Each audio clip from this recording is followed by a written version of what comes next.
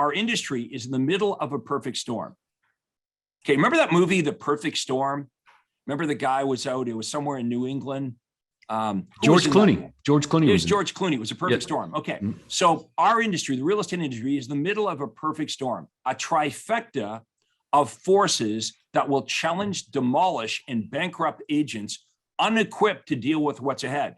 Now, let me say, that's not going to be you guys, because we're going to equip you to deal with what's ahead. How many of you are okay if you thrive and you succeed while your competitors fail and leave the business? How many of you would be cool with that?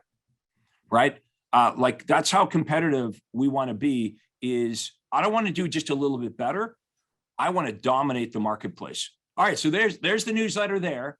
This has not been released yet. That's why I'm reading this to you, because you're like, hey man, I've already got this. No, you haven't got it yet, but I just got to finish proofing this thing.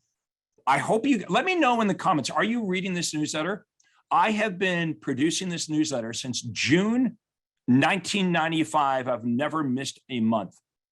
Okay, this is the longest running real estate newsletter in the industry of real estate. Every single month, 24 pages of good stuff. And I don't do it for me, I do it for you guys. That's a clue. That's a clue. Like, every one of our members should have written newsletter that's going out every month to your databases, right? That's a clue. This is what we're giving you right here. If that's what Craig does, that's what you should do. So this is the headline. I heard Todd say this, like, out of the pandemic and into the recession. I'm like, yeah, man, I'm going to grab that. That's really good. Okay, so our industry is in the middle of a perfect storm, a trifecta of forces that will challenge, demolish, and bankrupt agents unequipped to deal with what's ahead. Okay, so what is the trifecta? On one level, let's call these tier one forces. We're being flung out of a pandemic into a recession. That's a good visual right there. Consider the following tornado of financial realities that are sweeping the nation with a magnitude greater than the one that landed Dorothy and Oz. That's a good visual there.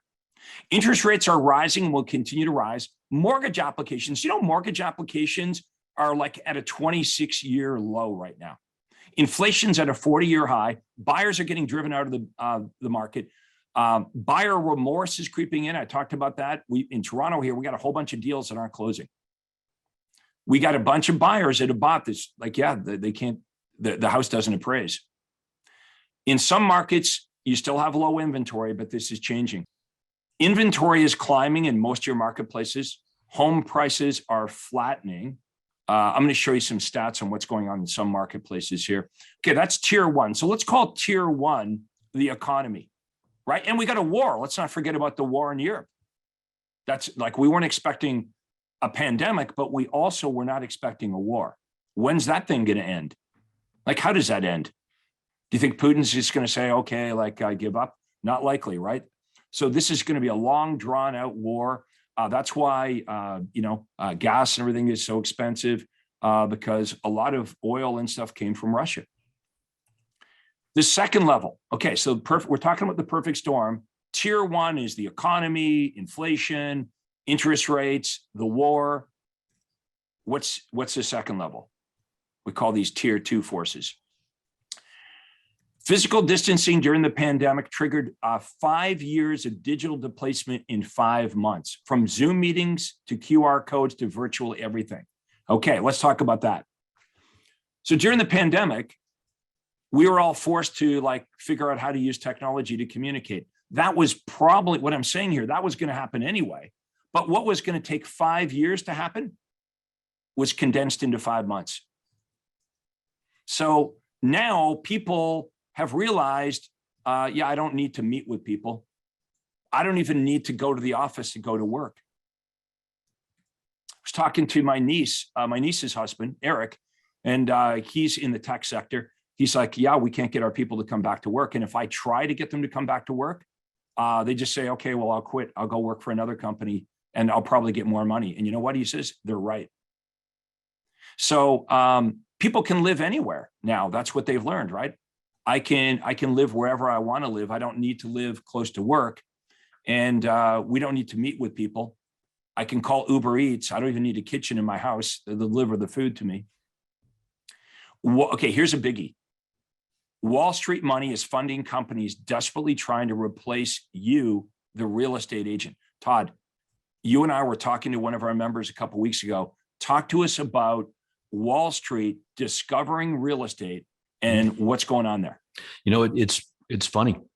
It used to be that these investors, these iBuyers, these REITs, it used to be that they really only bought real estate primarily when the market was down. That's what they did when the housing, then they would buy them in bulk from banks and in other places. Not anymore. These iBuyers and REITs, and there's a lot of them, and they got billions and billions of dollars. They're buying real estate whether the marketplace is up or down. So, and they're in it and they ain't going anywhere. In the last quarter of 2021 in Metro Atlanta, 30% of all real estate sales were off-market iBuyer sales.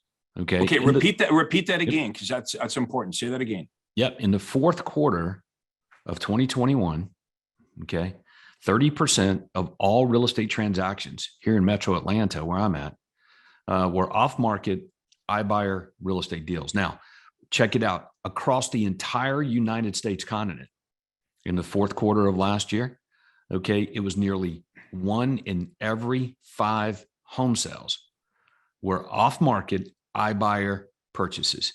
Has everybody got that? And we were talking about this in Toronto alone. Okay, the numbers like 30% of the home sales are being sold outside of MLS by investors. So this ain't going anywhere. People are buying real estate up or down marketplaces because it produces cash flow. And remember, I think a big reason for it, Craig, is a lot of real estate agents don't understand that these big REITs, they don't need 10 and 20% returns on their investments. They're just trying to make good on their 1 to 1.5% returns for the insurance and pensions that they pretty much fund across governments and businesses in North America. Has everybody got that? So they don't need to function like the small investor does, where they got to make a 10, 20, 30, 50% return on the investment. No. And they got big money behind it. And now it's been corralled into, companies like Open Door and OfferPad and others, where they see an opportunity to basically take advantage of real estate agents. Okay. It's like, real estate agents, they don't really know what they're doing.